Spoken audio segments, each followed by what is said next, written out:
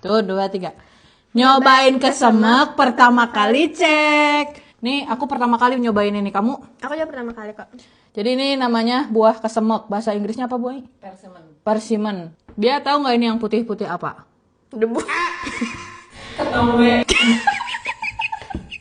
Nih kita belah ya. Belahnya gini aja, tengah-tengah.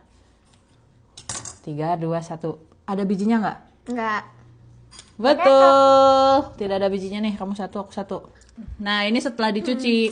Siapa yang paling bagus bentuk hatinya, guys? Aduh ini Bismillah. Huapkeun.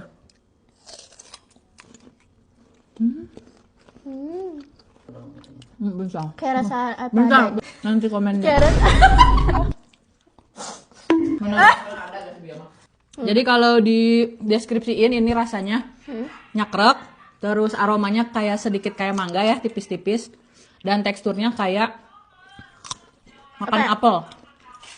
Makan apel. Tapi lebih lembut Tapi biasanya. dia ada sensasi kesetnya di lidah ya, keset banget. Manis. Dia suka nggak first impression? Suka kaget ya. Enak juga.